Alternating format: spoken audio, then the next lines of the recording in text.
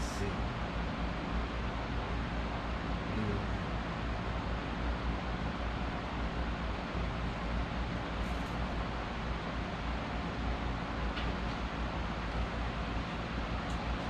Am I still alive? I guess I'm still alive. Good morning time, good evening time, good afternoon time. Whatever the case may be in your part of the world. Yes, I had to kick the e-moped out for a second so we can check out this cheap Ron.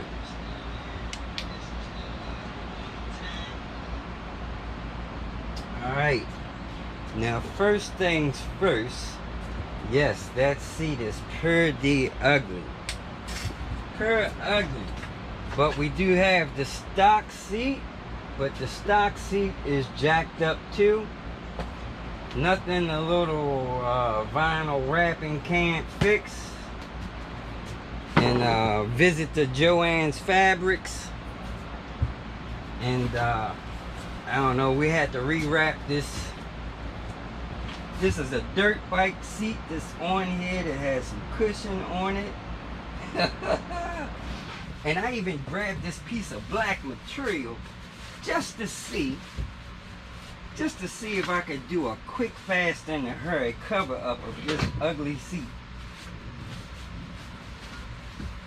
with a staple gun real quick. Matter of fact, I'm probably going to have to snatch that off of there and run some staples up in there. But you know what? That ain't even the important part. You know me, I don't worry about cosmetics and what stuff look like, but that is pretty ugly. So I will have to get that off of there. But the main thing I want to see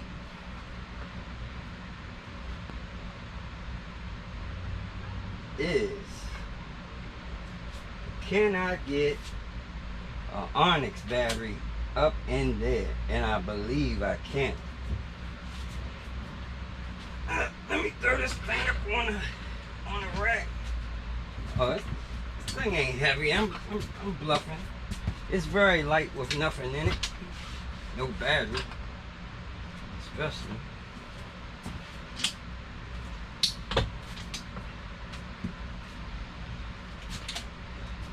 Man, I was thinking about this all the way home. Like, man, I believe I can get that Onyx battery up in here. I know I can.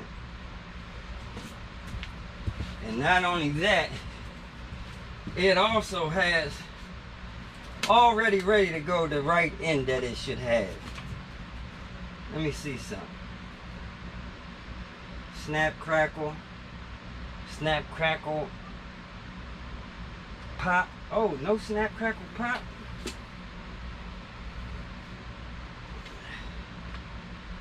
Oh, I broke our switch off of our battery. It might not even work. I might have to take that apart.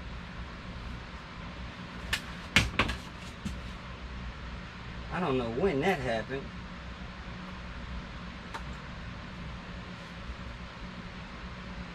Alright, we got a little bit of work to do.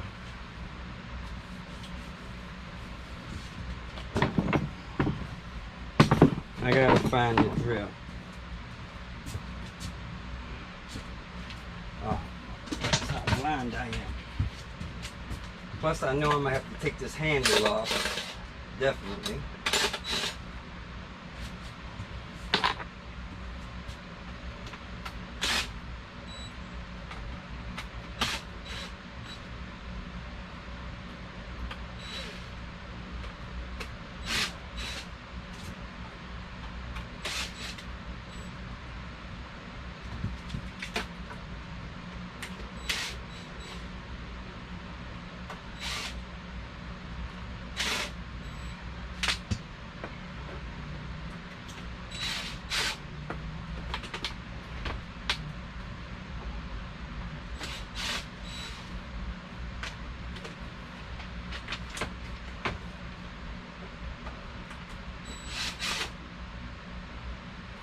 I'm dropping screws everywhere because I'm excited.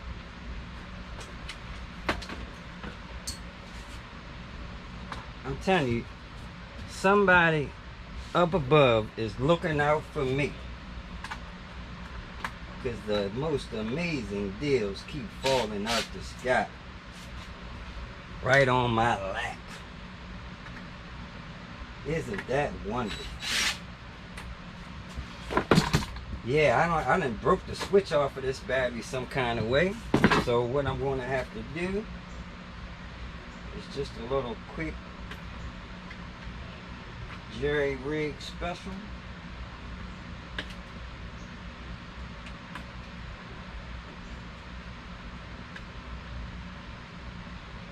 With some alligator clips, my good old faithful alligator clips come in handy. That's why I love these things. Is this camera pointed right? Yeah, so okay.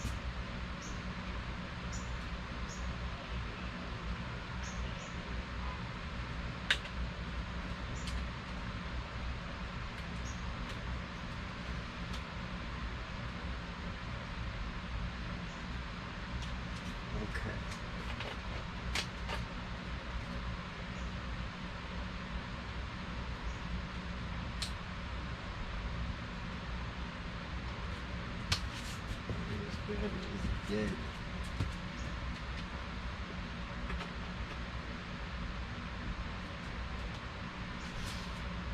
Let's see.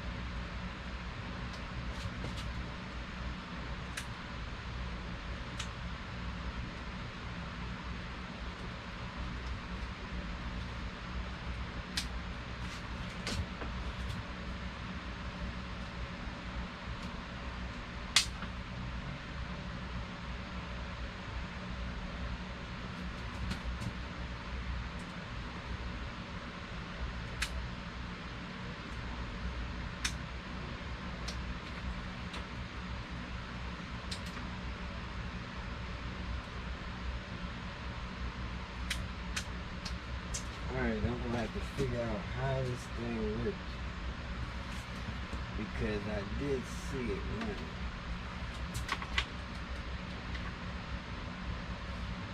Oh.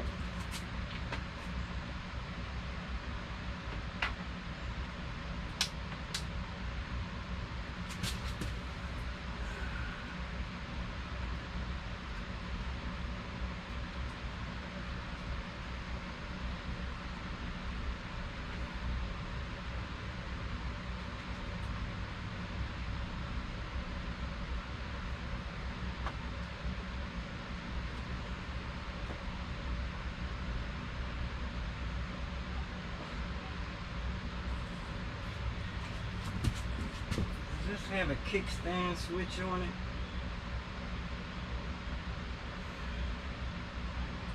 Anybody know?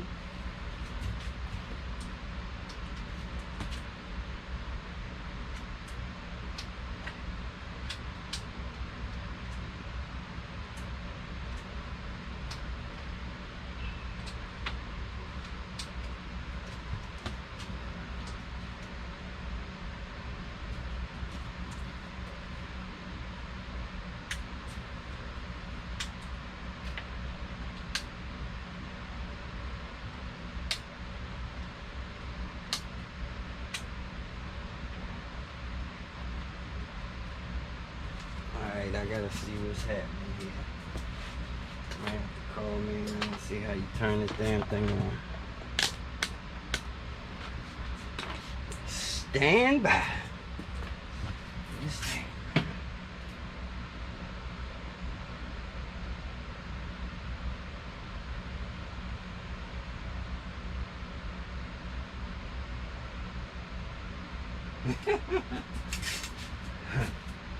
Alright, let me see something.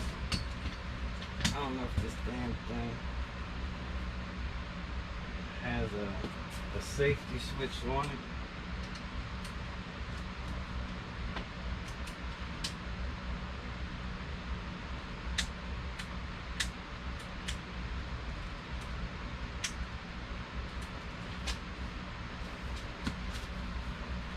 That was goons on up in here.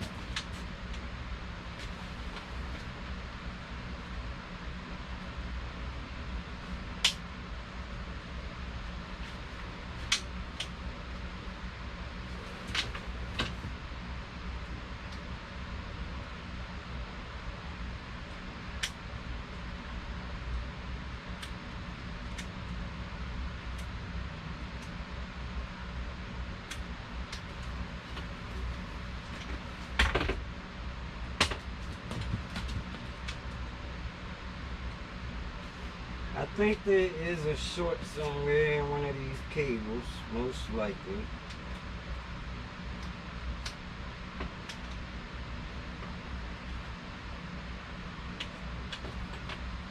So let me get my little short tested thing, and I will be right back.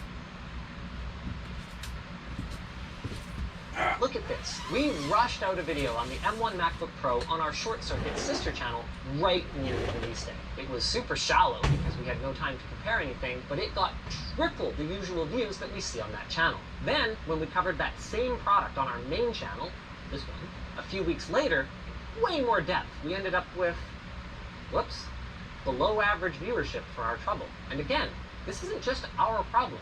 It's a problem for consumers because favoring friendly media is one of the best ways for companies to control the narrative around their products. That initial boost, by being one of the first to cover a new device, often creates a positive feedback loop that continues to drive increased viewership over the entire sales cycle. So if you do a search for, say, M1 MacBook Pro review, you are much more likely to end up with an Apple-approved media outlet. And the most insidious part of this is that the companies that play this game well are smart enough to keep the rules of engagement so vague and nebulous that they create this environment where every media outlet, even ones they've never spoken to, will carefully control their criticism to avoid stepping over some invisible line. And this kind of horseshit is why we push back so hard when NVIDIA threatened to stop sending pre-launch GPUs to Tim and Steve from Hardware Unboxed. Of course, as NVIDIA pointed out, they are well within their rights to send GPUs or not send GPUs to whomever they please.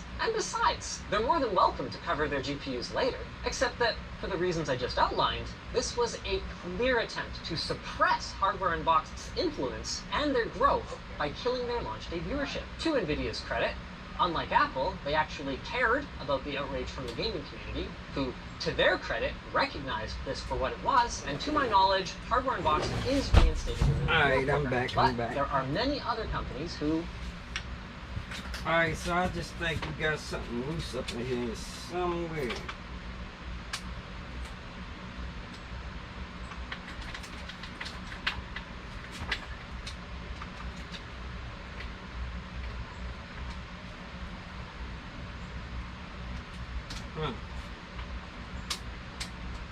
Maybe that's my battery. Let me double check this thing real quick.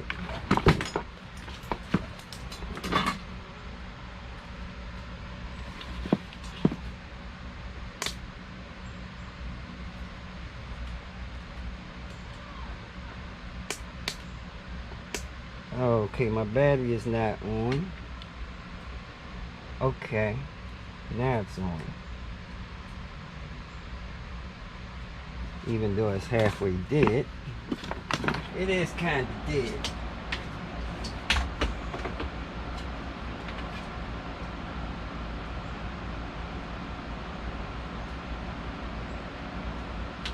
I think it's my little jerry rig switch thing.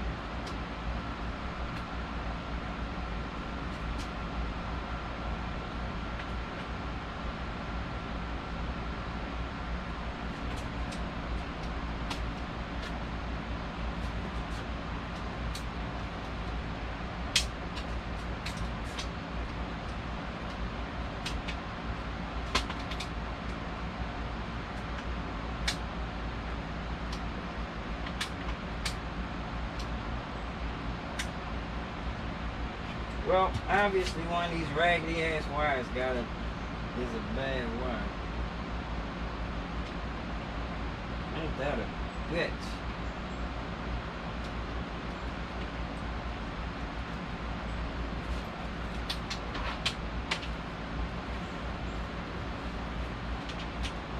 Anyway, let me just see if I can get this battery to fit in here first of all.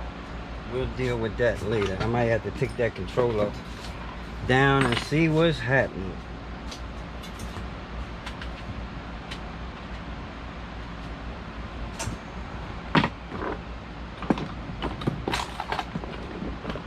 But anyway, fellas, I got this for the low. Obviously, you can see why. But I ain't mad. And Louis, I swear you must work for the FBI, because I don't know where you got those numbers from, but you damn near right on the head, bro. Damn near right on the money.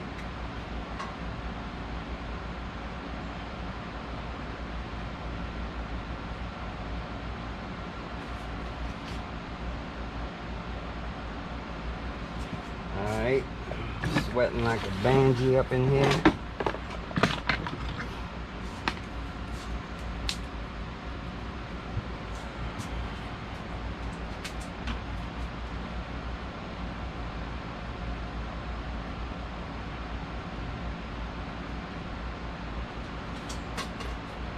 I did get a chance to ride this damn thing while I was down there, so I do know it works for the most part. Whatever the little issue is, I will find it. Let's see if this battery fits in there first and foremost.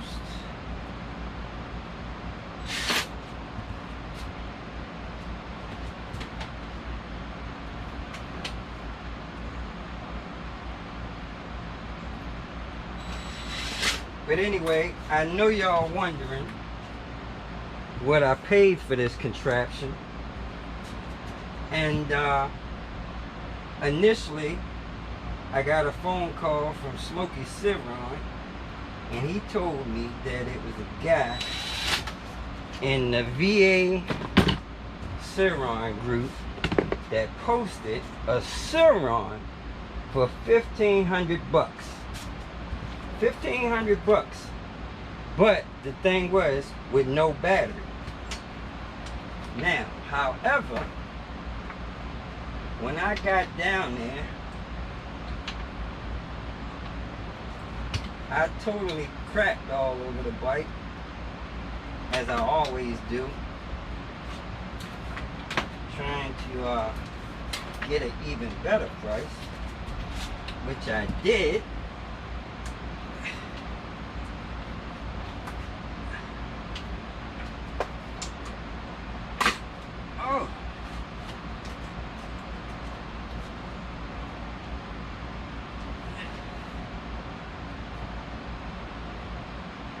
Alright, this battery is going up in there. That is for sure. It's definitely a snug, tight fit, but we can get it up in there, no doubt about it. Even if I gotta take it out the case, like I did on the bomber bike. But I may not even have to take it out of the case.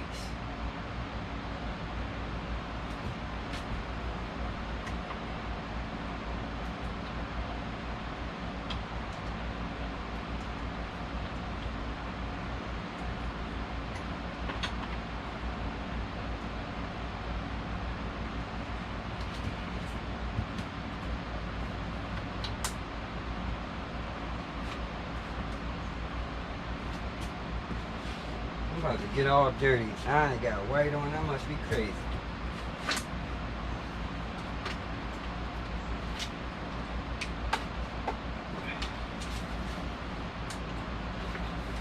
But that's the main thing I wanted to see was, can I get this battery in here? Yes, I can. Whatever else is going on is a small thing.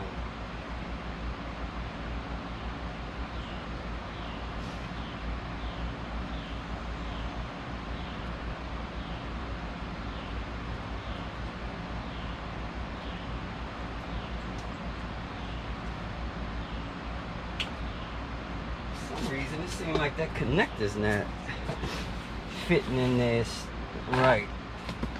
Let's see if I can open those pins up a little bit.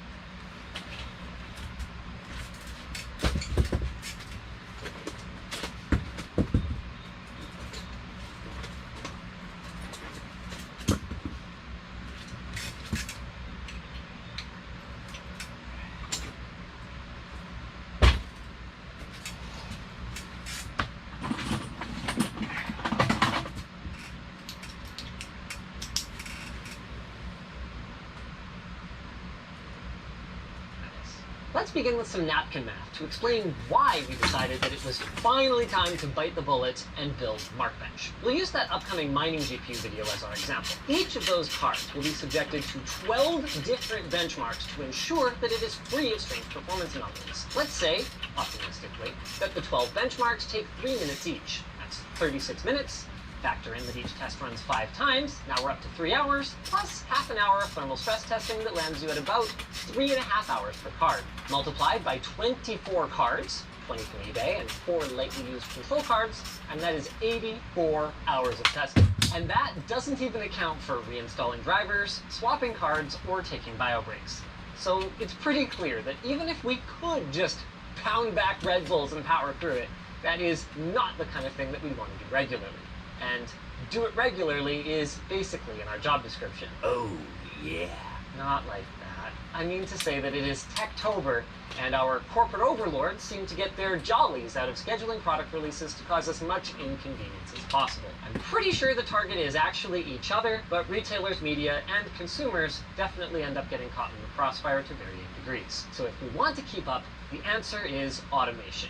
And while Mark doesn't look like much at the moment, everything has to start somewhere. So for now, Markbench is a Golang GUI with a Python framework that collects all the sensor and frame data that is output from our system. During each test, he collects this data using PresentMon and Libra Hardware Monitor. PresentMon is a tool for collecting frame data and is actually the basis of NVIDIA's FrameView software. And as for Libra Hardware Monitor, it's an open source fork of Open Hardware Monitor, which gives us access to all of the sensors in our system. You know, fan RPMs, CPU, GPU temperature, power consumption, stuff like that. After a test is finished, our Python framework outputs the data in the form of CSVs, then converts those into protobufs, a smaller binary format. The data gets uploaded to a local ingest server before being sent to our cloud-hosted Postgres database. In layman's terms, the labs team builds what's called a harness for every game you want to test.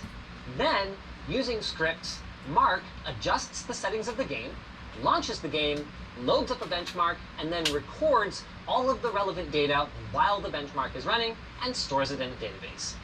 Rinse and repeat until all the benchmarks are done and we can swap off the card and put on the next one. Now obviously we could get a similar level of automation using commercial software like 3D Mark that conveniently already exists. But scripting automation into real games has a few major benefits for you, the consumer. First up, while a single bigger is better number is convenient, it really doesn't tell the full story. Take Intel's Arc A750, for example.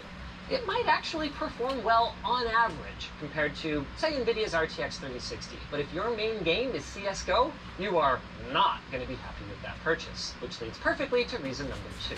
A collection of individual game benchmarks allows you to focus on what matters most to you. Geekbench, for example, contains cryptography tests that heavily influence the final score, but yet have very little bearing on how most people will actually use the products being tested. It's so bad that it's often dismissed as kinda irrelevant in media circles, even though it does also contain tests that are perfectly valid. Finally, Markbench is a great way to keep manufacturers honest.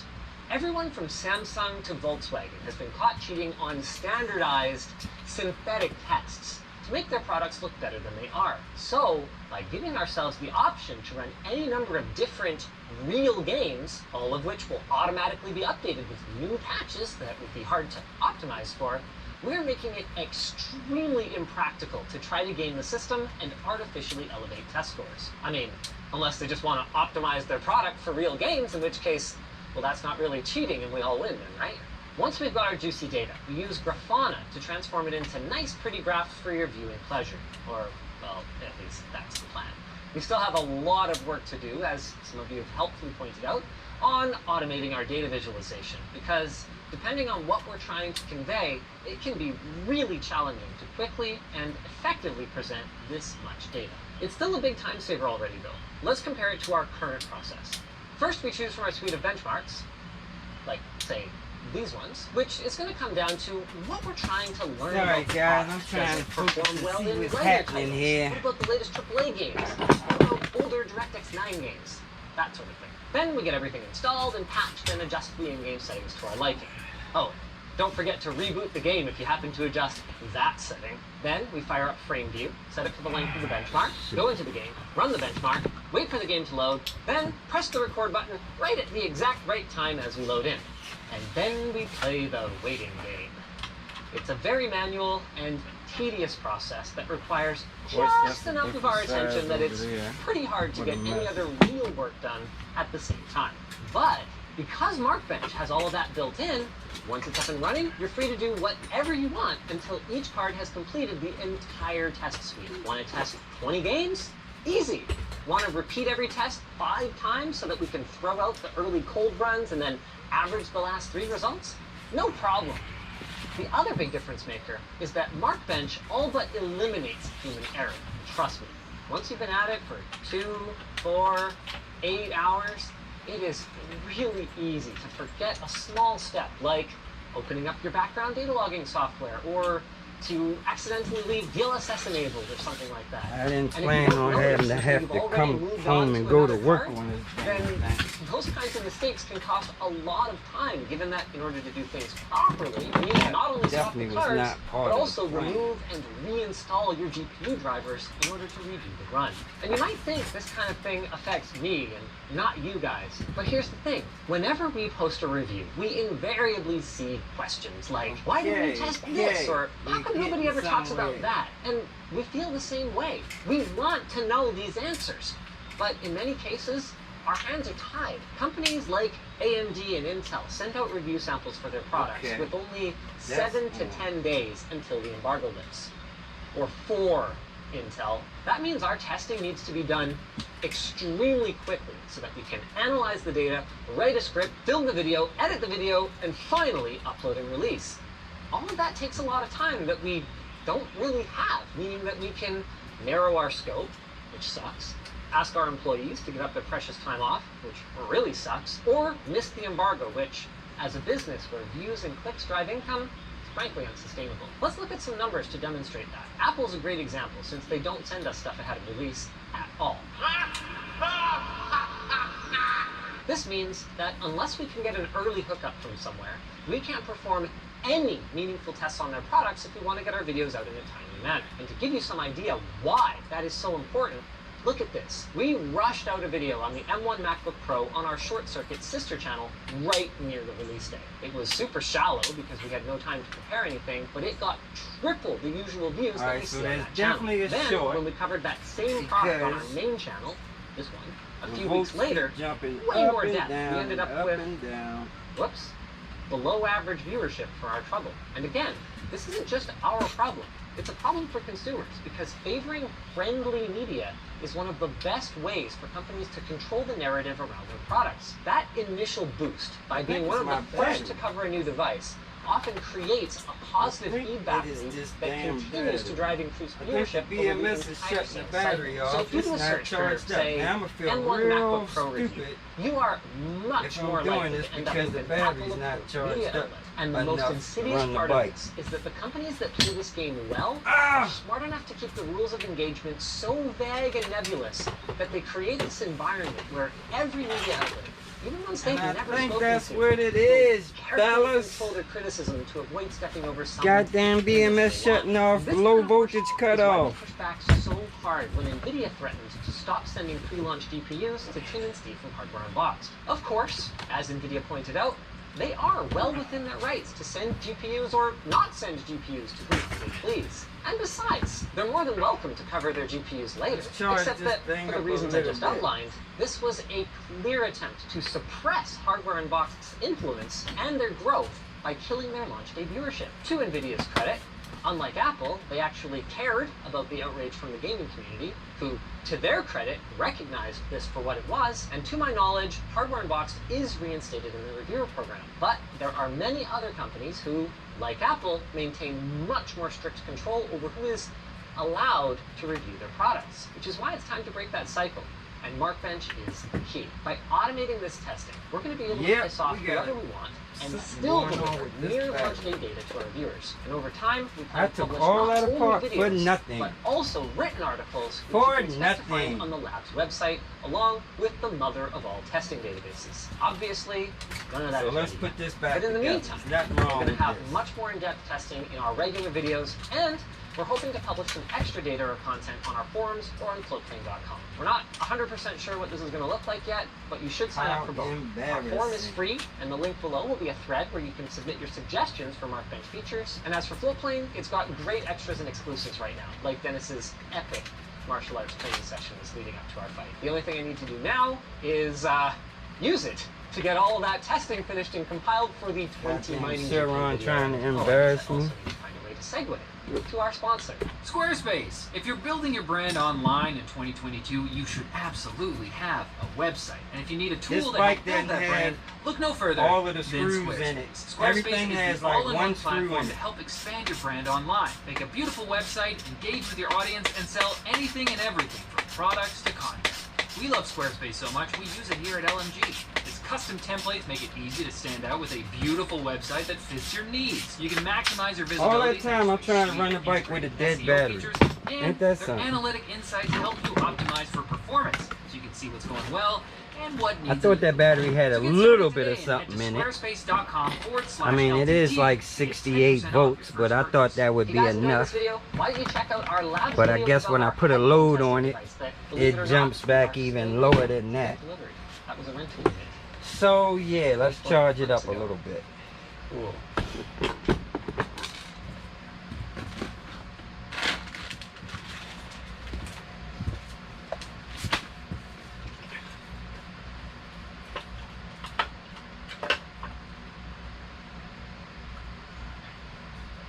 And yeah, this controller was wire tied up halfway and halfway. It had 2 bolts on the bottom and wire tied up. Wait a minute, this ain't even the right bolt.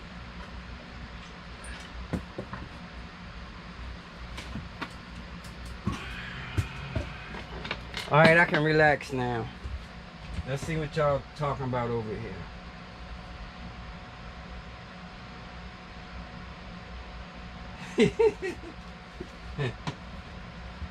Only you, Lou. Only you.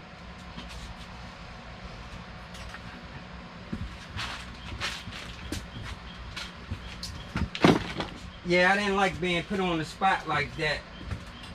Looking embarrassed with this bike not working, but that was kind of my fault. Trying to hook up with a dead ass battery. But I don't even think I'm gonna have to take the cover off of that battery. Just gonna move a little bit of stuff around up in here, and we should be good.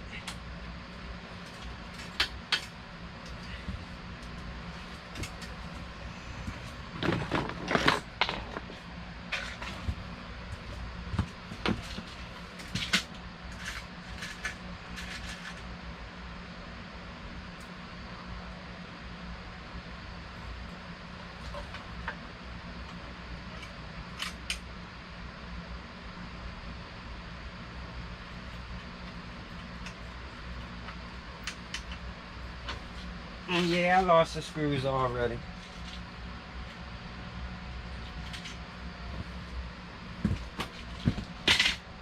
Panicking.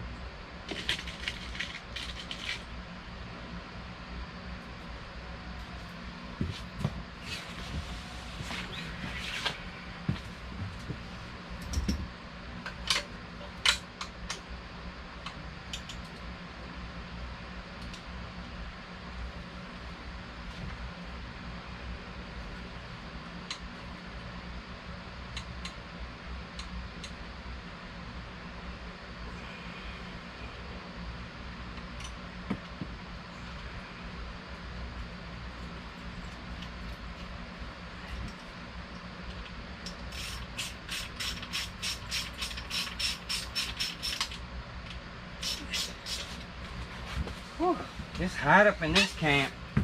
It's hot today, fellas. I don't know what happened.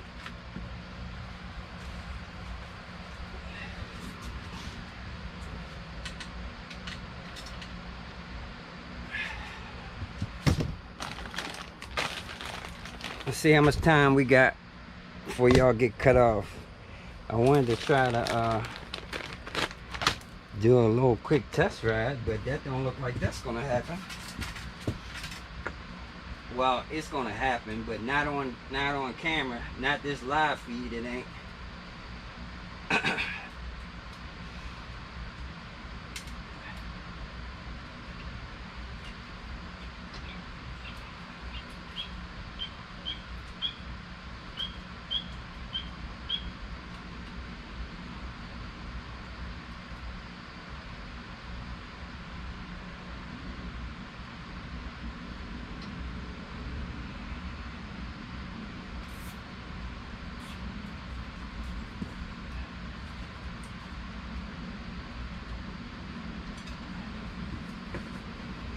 Anyway,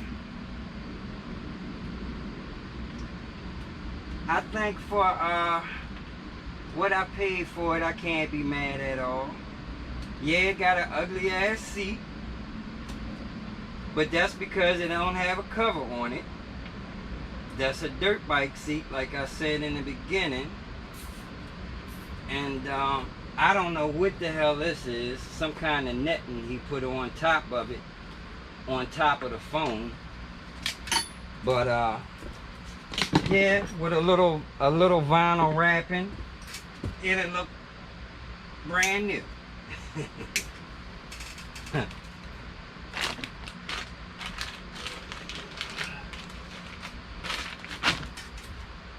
I don't like the paint job. I never did like white on a bike. That shit is ugly. It looks like a cow.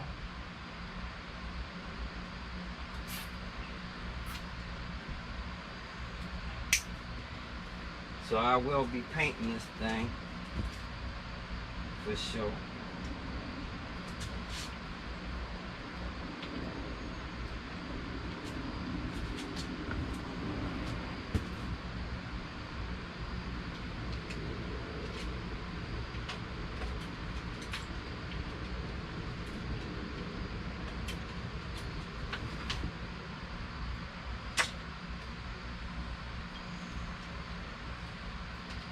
But all right, let me get back to the price a little bit before the GoPro cuts off on me. So yeah, dude wanted $1,500 for this bike, no battery. Now it doesn't have a display on it either. It's just hardwired up straight to the controller. Because he had a back 8000 on there, and when he had the back 8000, I guess it wasn't no need for the display. He removed the display.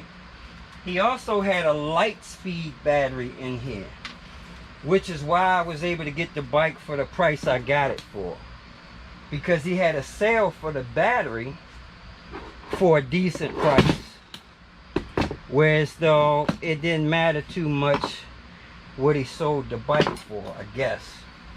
So I don't know. Damn,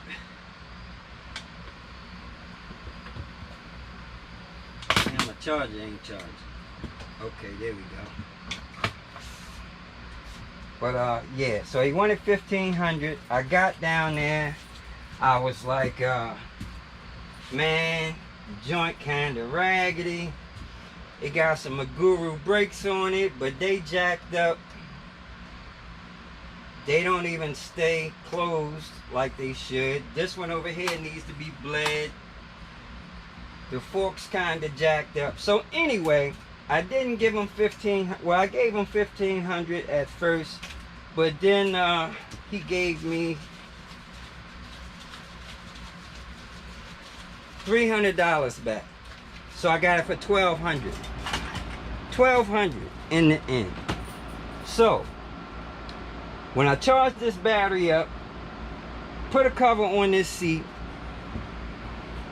put the battery back in there, I will have a $1,200 Surron. regardless as to whatever I gotta do to get this bike right, I can't be mad at that. $1,200 is a good price. I don't care what I gotta do. Like I said, I did ride it while I was down there. Motor sounded pretty good. It wasn't too bad.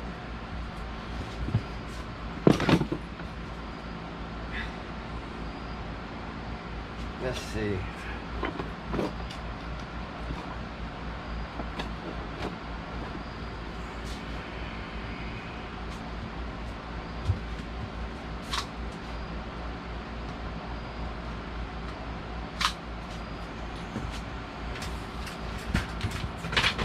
Pretty sure I ain't gonna be able to find my staples right now.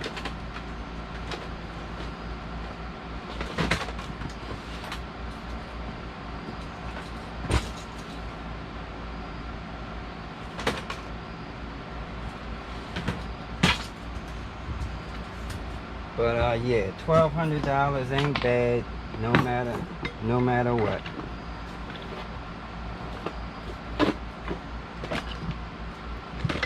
All right, I can't find my staples, so let's really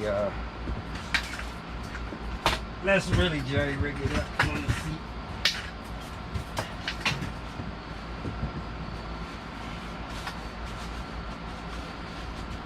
Let me bring the chat over here and see what's happening.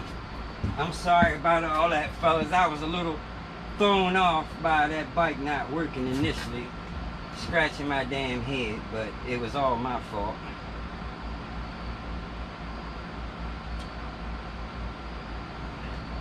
I didn't say 15,000. I said 1,500, bro. 1,500. And yeah, it's worth 1,500 all day long. Do you know what Surrons are selling for on eBay and on Facebook Marketplace that have been modded and in good shape, man? They're getting 5, 6, 7 grand for these bikes. So it might not be worth 1,500 to you. It is worth 1,500 to me.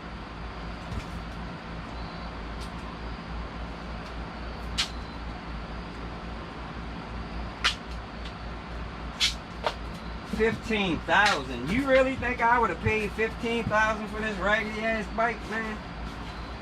For one thing, I ain't paying $15,000 for no bike. There's not a bike on this planet I'm paying $15,000 for.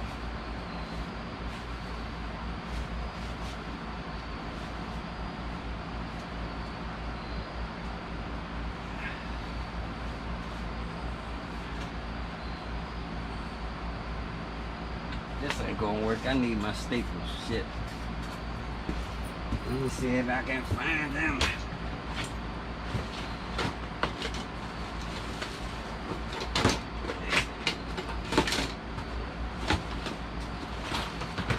Yeah, I think 1,500 wasn't too bad. And like I said, I got it for 1,200 at the end of the day.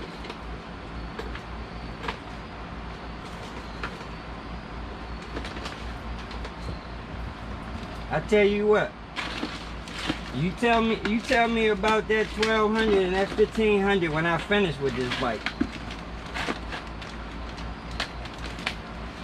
You watch what I do with it. And what it look like when I'm done.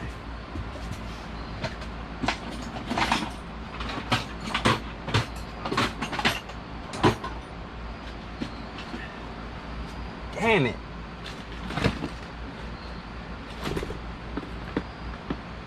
Alright, I guess I ain't gonna worry about that either.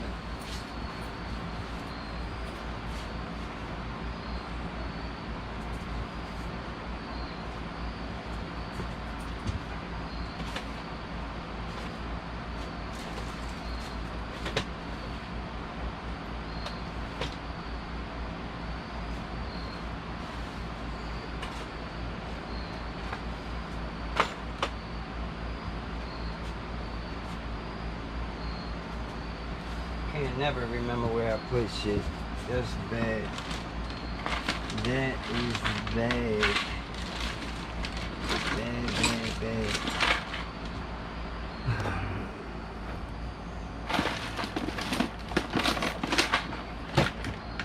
Y'all know when y'all hear the beep, what's about to happen.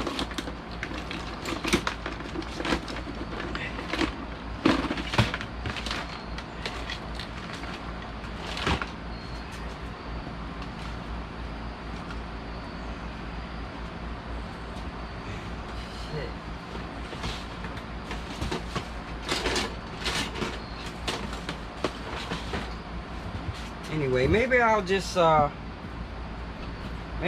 stick this back on there for right now.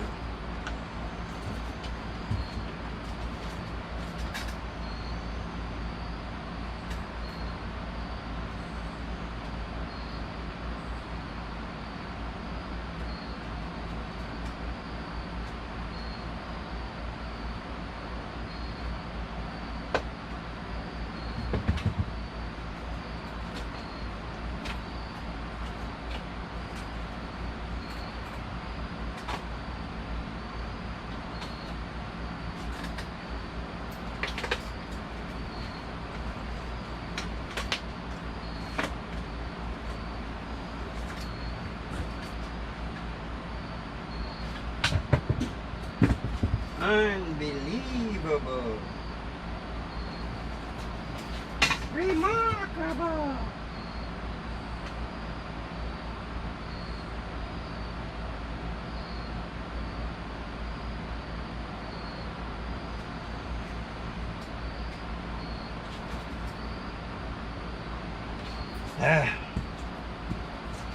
I have no idea what this is, but it's made out of that.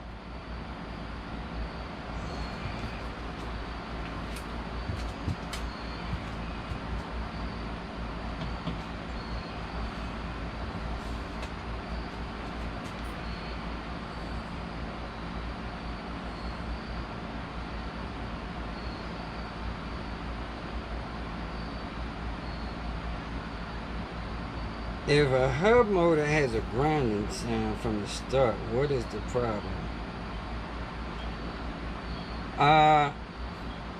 That'll be 15 grand.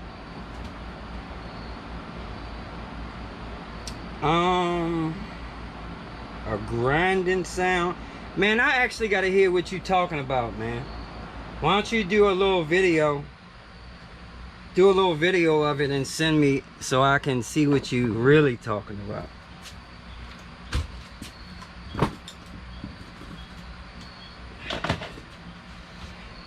You say that's burlap? I don't think that's no damn burlap. I don't know, you could be right. It looked like some kind of netting, fish net.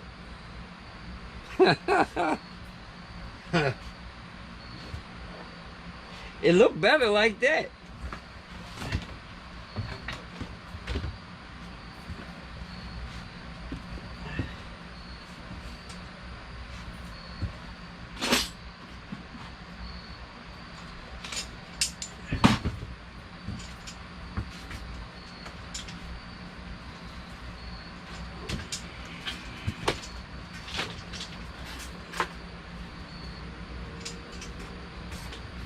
Surrons are pretty light, man. I didn't realize how, well, I always knew they were a lot lighter than my bike.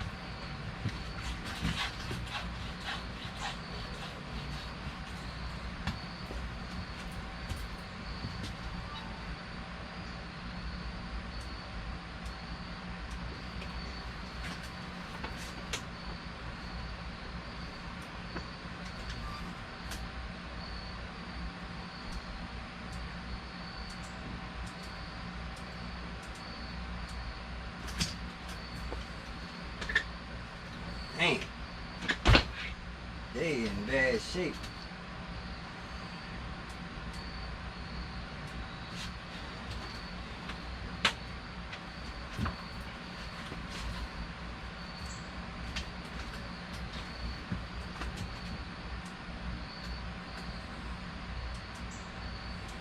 Look like we're gonna have to put some shocks on, some front shocks on this thing.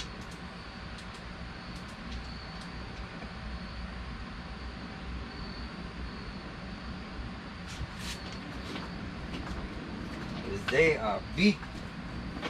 Oh no, they livening up a little bit.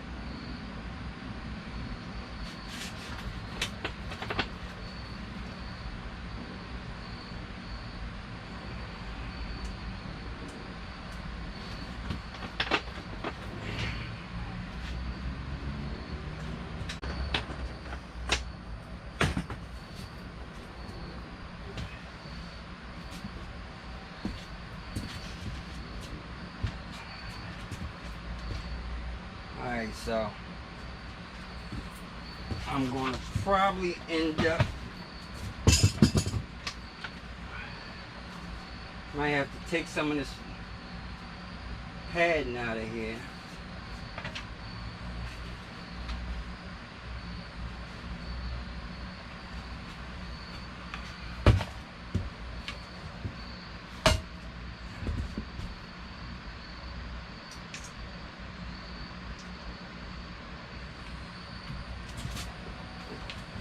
Battery is definitely going up in the air.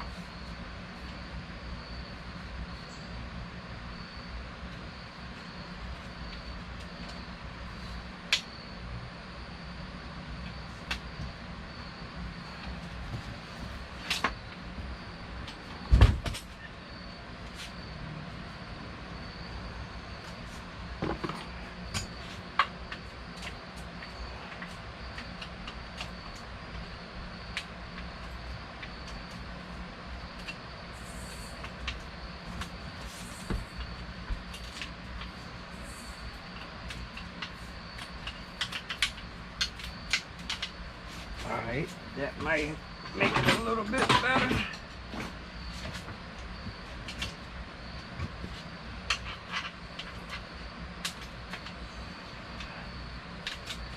A piece of rubber.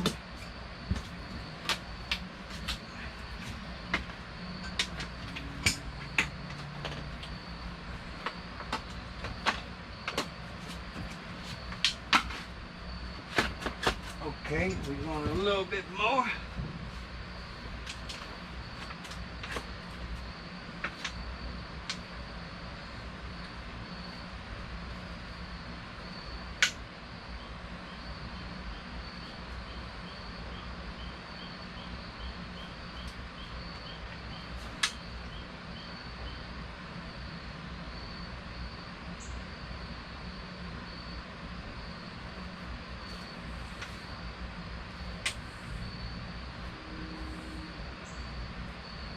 Yeah, I think I'm gonna have to take it out the metal case. I'm gonna take it out the metal case and I'm gonna put some of this rubberized heat shrink on it, just like the light speed batteries anyway. We put this rubber heat shrink on it, but when I take it out this case, that's gonna take away about a half an inch on both sides, so that'll give me an inch. And it's in there. It's in there after that.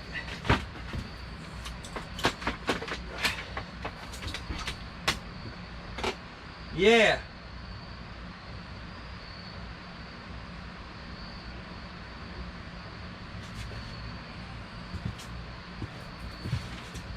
Put it that, yeah. All right, put it in the microwave. I gotta go eat, fellas. That's the dinner bell. But yeah, we're gonna take it out of here after it charges, and we're gonna put that shrink wrap. Matter of fact, I'm coming back tonight.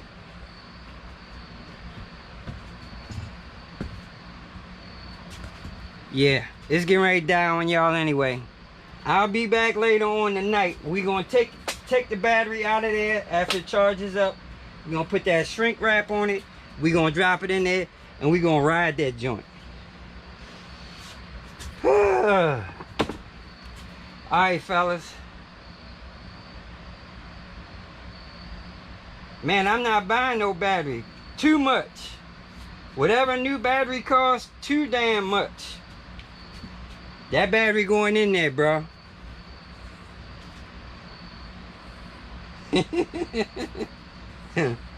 Alright, I'll holler at y'all, man. But yeah, new battery probably costs more than what I paid for the damn bike. Or at least close to it. And I mean, that's just a regular 60-volt Surron battery. I'm sure I could get a used one off the internet for a used stock battery, but that's only 60 volts.